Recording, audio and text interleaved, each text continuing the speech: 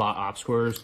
I know they have like crazy lead times and stuff from dudes I know that have procured them personally, and I would not probably recommend getting one of these unless you're going to be wearing a helmet with nods and accessories for long periods of time. That's when it really matters. Like that's when ounces matter, is when you're wearing these helmets for tons of time.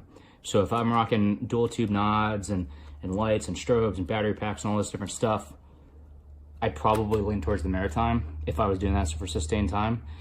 If you're not rocking all that stuff on a regular basis, the hardhead veterans helmet is going to serve you just fine, because really you're talking a different ounces. I mean, so it's not really that huge of a deal until you start adding accessories and sustained time on your head, which can cause some issues for those of you guys who have lived that lifestyle. The one thing I do like better about the OpsCore is this is not the standard OpsCore liner. This is the Luxe liner, the vented version with the worm dial. I love this liner with a passion, and I might put one of these or just change this out to the hardhead veterans helmet. It's great stability. It fits perfectly on my head. I don't know, I just really like the liner on this. So,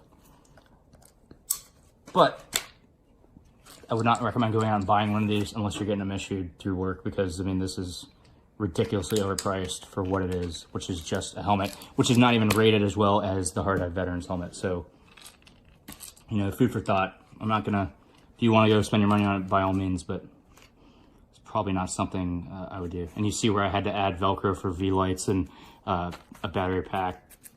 You know, it's, at least they're being, hardhead veterans just understands and is being a little innovative in the Velcro department.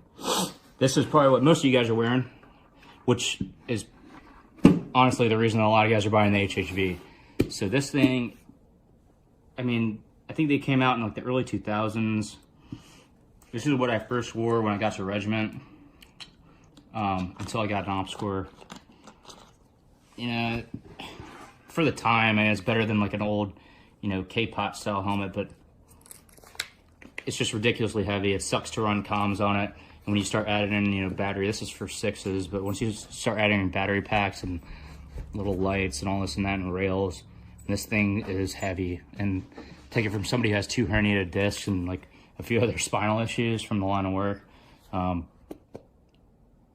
If you can get away with it and your chain of command will go with it, I would highly recommend, if you have one of these and you're planning on staying in for a little bit, to switch over to one of these.